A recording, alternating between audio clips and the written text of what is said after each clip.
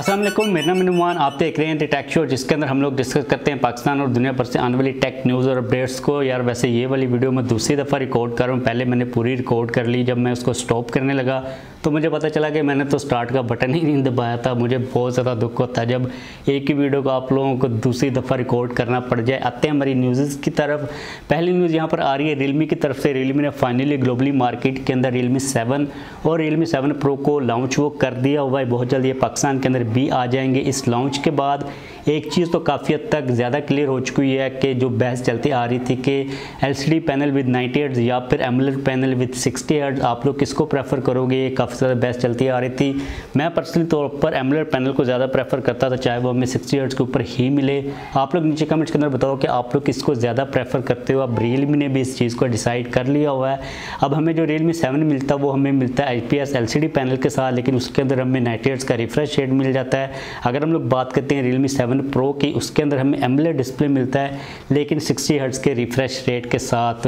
अगर हम लोग बात करते हैं स्पेसिफिकेशंस की रियलमी 7 और रियलमी 7 प्रो के, तो काफ़ी ज़्यादा अच्छी स्पेसिफिकेशंस हैं। लेकिन यहाँ पर बात यह है कि पिछले कुछ अरसे के साथ अगर हम लोग देखते हैं, पिछले कुछ अरसे के अंदर तो जो रियलमी है पाकिस्तान के अंदर अपने स्मार्टफोन्स की जो प्राइजेस को प्लेस कर रहा है वो इतनी कोई ज़्यादा अफोर्डेबिलिटी या फिर स्मार्टफोन की वैल्यू के हिसाब से प्लेस नहीं कर रहा। थोड़े से हमें ओवर प्राइस स्मार्टफोन मिलते आ रहे हैं। अब देखते हैं कि रियलमी 7 और रियलमी 7 प्रो पाकिस्तान के अंदर किस प्राइस रेंज के अंदर रियलमी लॉन्च करता है। जो कंपटीशन है भाई वो काफ़ी ज़्यादा बढ़ता जा रहा है। रियलमी को भी अब सोचना होगा कि बाद में भी उन्होंने प्राइस को कम करना होता है, तो एक साथ ही जब फ़ोन लॉन्च हो रहा होता है काफ़ी ज़्यादा हाइप बनी होती है, तो प्राइस को एक अच्छे लेवल के ऊपर रखें ताकि उनके जो सेल्स हैं वो इंस्टेंटली हो सकें।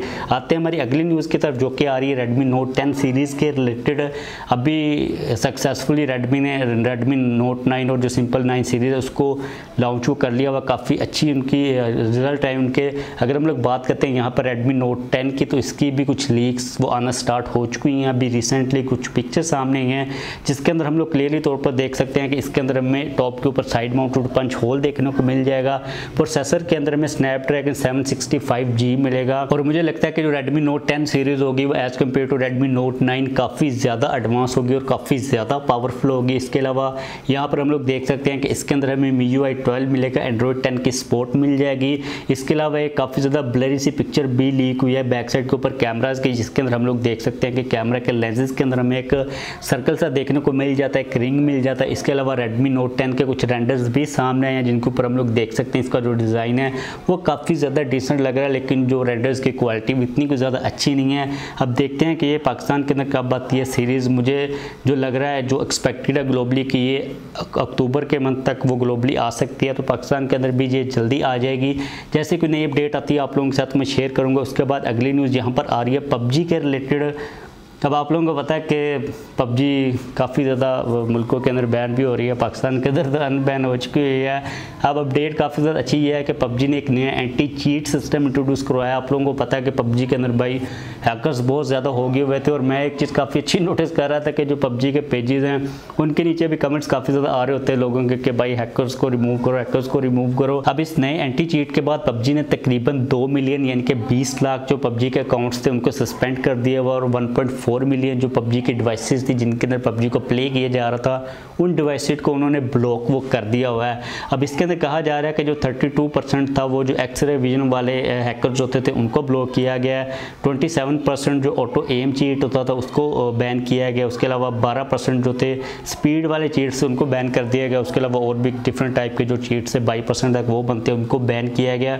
ओवरऑल जो हम लोग देख रहे हैं जब से PUBG का बैन पाकिस्तान के अंदर ख़त्म हुआ है, PUBG काफ़ी ज़्यादा स्मूथली चलती है। और PUBG का जो फेसबुक का पेज है उन्होंने ऑफिशियली पाकिस्तान के अंदर भी एक डेडिकेटेड कर दिया हुआ है, यानी कि वो PUBG पाकिस्तान के लिए ही है। आप लोग उसको फॉलो कर सकते हो अगर आप लोग उसको फॉलो करना चाह रहे हो।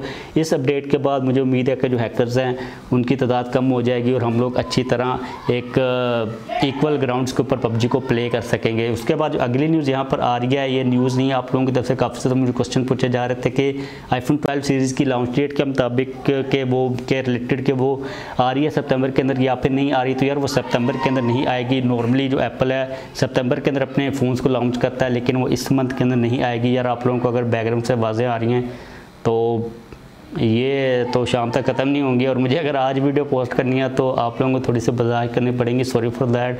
अब PUBG पबजी नहीं, आईफोन 12 जो है वो अगले मंथ अक्टूबर के अंदर आएगा। अभी तक जो लीक्स आ रही है उसके अंदर कहा जा रहा है कि 12 अक्टूबर को एक्सपेक्टेड है कि एप्पल आईफोन 12 सीरीज़ को वो लॉन्च कर देगा। उसके अलावा सितंबर के अंदर किसी किस्म के आने का कोई चांस नहीं है। अगर आप लोग अभी इस वक्त कोई नया आईफोन बाय करने लगे हो तो भाई बिल्कुल भी ना करना। जैसे कोई नया आईफोन आता है तो जो पुराने आईफोन्स होते हैं उनकी जो प्राइस होती हैं वो थोड़ी बहुत तो कम होती ही हैं, इतनी कोई ज़्यादा खास कम होती नहीं है। तो अब 12 अक्टूबर को देखते हैं कि एप्पल इसको लॉन्च करता है और जो शिपमेंट है वो एक्चुअल में कब होती है। उसके बाद अगली न्यूज़ यहाँ पर आ रही है वीवो की तरफ से। वीवो पाकिस्तान के अंदर अपना एक नया स्मार्टफोन लॉन्च करने वाला है। उसके बारे में वीवो ने टीजिंग वो स्टार्ट कर दी हुई है जिसका नाम है Vivo Y51। अगर हम लोग पोस्टर्स के ऊपर देखते हैं तो इस दफ़ा मुझे लगता है कि इस फ़ोन के अंदर हमें जो कैमराज मिलेंगे वो काफ़ी ज़्यादा अच्छे मिलेंगे, क्योंकि वीवो अपने पोस्टर्स के अंदर जो कैमरा है उसको काफ़ी ज़्यादा टीज़ कर रहा है। अब देखते हैं कि पाकिस्तान के अंदर वीवो इस स्मार्टफोन को किस प्राइस रेंज के अंदर लॉन्च करता है। आप लोग नीचे कमेंट्स करना बताओ कि आप लोगों को वीवो के जो फ़ोन्स हैं वो किस किस्म के लगते हैं। इसके बाद अगली न्यूज़ यहाँ पर आ रही है टेक्नो की तरफ से। टेक्नो ने ग्लोबल मार्केट के अंदर टेक्नो स्पार्क को इंट्रोड्यूस करवा दिया है, जो कि बेसिकली एक एंट्री लेवल का फ़ोन है। जो हमें स्पेसिफिकेशन मिल रही हैं वो भी काफ़ी ज़्यादा बेसिक लेवल की ही मिल रही है। 6.52 इंचज़ का 720p IPS LCD हमें डिस्प्ले इसके अंदर मिल रहा है। बैक साइड के ऊपर 13 मेगापिक्सल का मेन सेंसर है, फ्रंट के ऊपर 8 मेगापिक्सल का सेंसर है। एक फिंगरप्रिंट स्कैनर भी मिल जाता है। 5000 mAh की बैटरी। अब देखते हैं कि ये पाकिस्तान के अंदर कब आता है। पाकिस्तान के अंदर इसकी जो प्राइस है वो कहाँ पर होती है। लेकिन एक चीज़ मैं काफ़ी ज़्यादा नोटिस कर रहा हूँ कि जो टेक्नो और इन्फिनिक्स हैं ये काफ़ी ज़्यादा तेज़ी के साथ एक्टिव हो रहे हैं। इनके जो नंबर ऑफ़ फ़ोन्स है वो काफ़ी ज़्यादा बढ़ते जा रहे हैं और मुझे लगता है कि ये काफ़ी ज़्यादा एक अच्छी चीज़ है कि जितने ज़्यादा स्मार्टफोन्स आएंगे उतना ज़्यादा कंपटीशन इंक्रीज़ होगा, उतनी ज़्यादा हमें वैल्यू फॉर मनी मिलेगी। तो बस आज के लिए हमारे पास यही न्यूज़ आ रही थी। वीडियो को ख़त्म करते हैं। वीडियो को ख़त्म करने से पहले अगर आप लोगों का किसी किस्म का कोई क्वेश्चन हो तो आप लोग वो पूछ सकते हो नीचे कमेंट्स के अंदर। वीडियो को लाइक लाजमी तौर पर कर दीजिएगा। अगर आपने अभी तक चैनल को सब्सक्राइब नहीं किया तो चैनल को सब्सक्राइब करके बेल वाले आइकन को यार लाजमी तौर पर प्रेस कर दें ताकि आप लोगों को नोटिफिकेशन जो हैं वो टाइम के ऊपर मिल सकें।